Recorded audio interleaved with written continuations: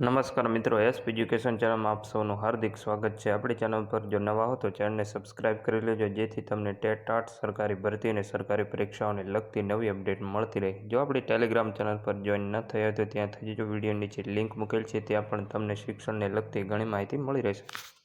મિત્રો, ઉચ્ચતર માધ્યમિક અને માધ્યમિક વિભાગમાં જૂના શિક્ષકોની જગ્યાઓનો સમાવેશ કરવામાં આવ્યો છે। ત્યારબાદ જે ઉચ્ચતર માધ્યમિક છે, જે ગ્રાન્ટેડ માટે PML ફરી જાહેર કરવામાં આવ્યું હતું અને અમુક ઉમેદવારોને ડોક્યુમેન્ટ વેરિફિકેશન માટે બોલાવવામાં આવ્યા। તેના કારણે માધ્યમિકનું જે ડોક્યુમેન્ટ વેરિફિકેશન છે તે લેટ થયું છે।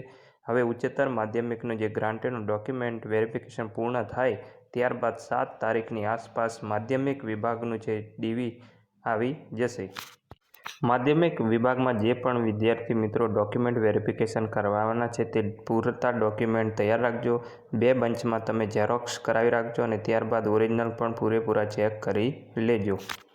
મિત્રો, 6 થી 8 અને 1 થી 5ની જગ્યાઓ સચિવાલય સુધી પહોંચી ગઈ છે અને થોડાક દિવસોની અંદર 6 થી 8 અને 1 થી 5ની જગ્યાઓ કેટેગરી વાઇઝ અને વિષયવાર જાહેર કરવામાં આવશે તેવું સૂત્રો દ્વારા જાણવા મળ્યું છે અને પૂરેપૂરી જગ્યાઓ આપી દેવામાં આવેલી છે। આ જગ્યાઓ અઠવાડિયાની અંદર જાહેર થઈ શકે છે। અમુક જિલ્લાઓની જિલ્લા વાઇઝ જગ્યાઓ આવી રહી છે, જે આપણી ટેલિગ્રામ ચેનલ પર મૂકવામાં આવી રહી છે, જે તમને ખ્યાલ આવશે કે પોતાના વિષયમાં કેટલી જગ્યાઓ આવી શકે છે।